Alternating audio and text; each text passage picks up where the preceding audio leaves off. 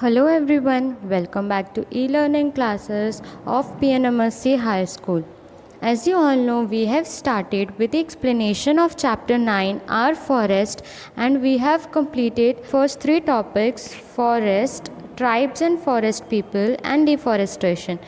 And in our today's video, we are going to start with our new and fresh topic, which is on page number 58. So I request you all to open your textbooks and come on page number 58 so that we can start with our explanation. On page number 58, I have already explained you topic deforestation, and today we are going to start with preserving forests, that is how we can protect the forest. So let's start with the explanation. Tribal people have developed certain practices which preserve forest. This means tribal people जो थे उन्होंने बहुत सारे ऐसे practices या तो ऐसे rules निकाले थे जिसकी वजह से वो protect कर सके forest को. Tribal laws also protect forest, और ट्राइबल के कुछ ऐसे लॉज भी थे जो फॉरेस्ट प्रोटेक्ट करते थे. Fines are imposed on those who break these rules. जो भी ये रूल्स या लॉज ब्रेक करते थे उनसे फ़ाइन लिया जाता था.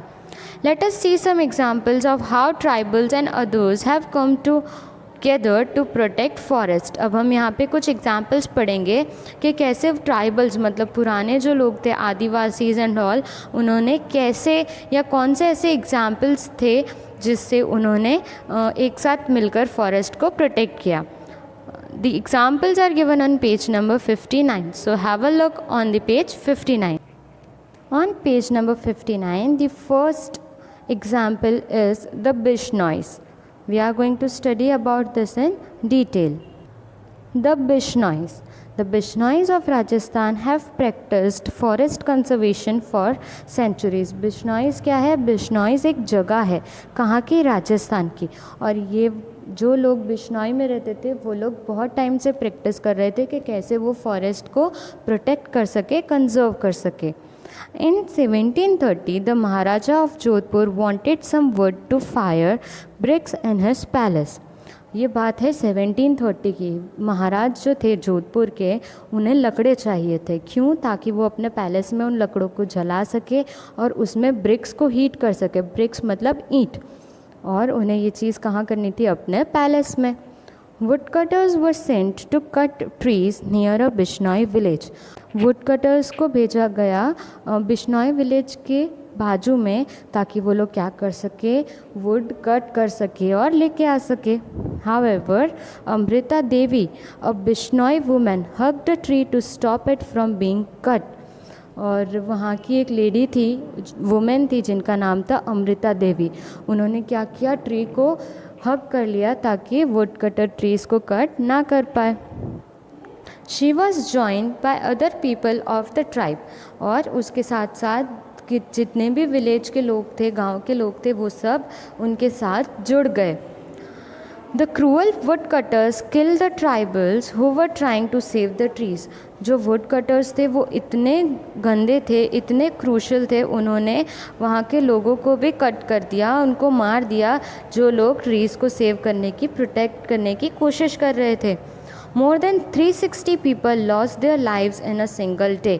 उसी दिन उन woodcutters ने 360 पीपल्स को मार दिया जो लोग उससे ट्रीज़ को बचाने की कोशिश कर रहे थे. The king was saddened when he heard about this incident. जब किंग को इस इंसिडेंट के बारे में पता चला तो वो बहुत ज़्यादा सैड हो गए, उदास हो गए. He banned the cutting of green trees and killing of animals in the Bishnoi forest.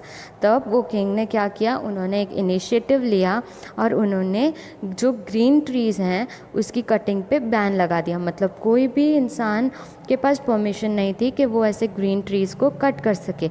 और ट्रीज़ के साथ साथ जो एनिमल्स थे उनकी किलिंग पे भी बैन लगा दिया गया. मतलब कोई भी इंसान ना ट्रीज़ कट कर सकता था और ना ही एनिमल्स को मार सकता था.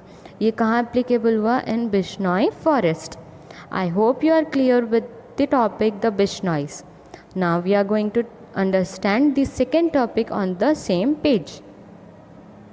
After the Bishnois, the second topic is the Chipko movement. This movement was a people's protest against the felling of trees in an Uttarakhand village.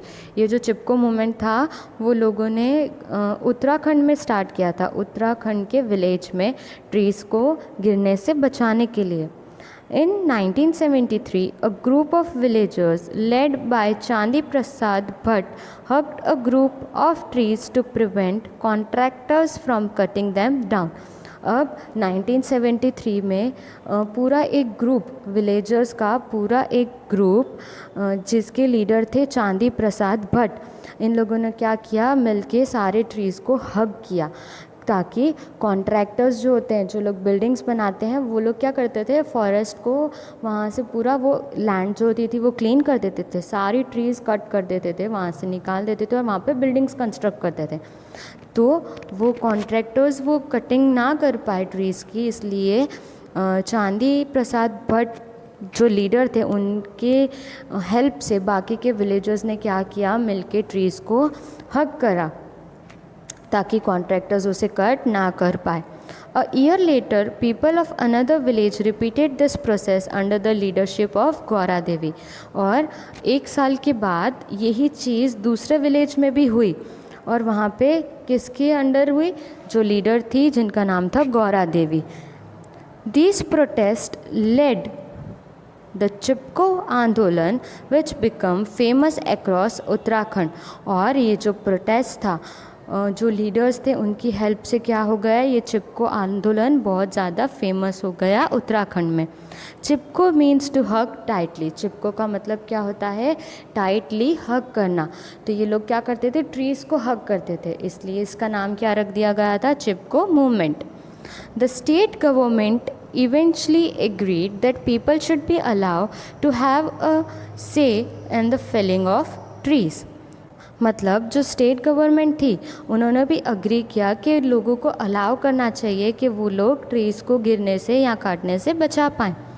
Many other movements like the Apiko movement in Karnataka and the Narmada Bachao Andolan in Gujarat have seen people coming together to save environment। और ये चिपको movement के बाद काफ़ी सारे ऐसे movements आए जिसकी help लेके लोगों ने ट्रीज़ को बचाने की शुरुआत की या ट्राई किया। जैसे कि आपिको मूवमेंट, वो कहाँ आया, कर्नाटका में।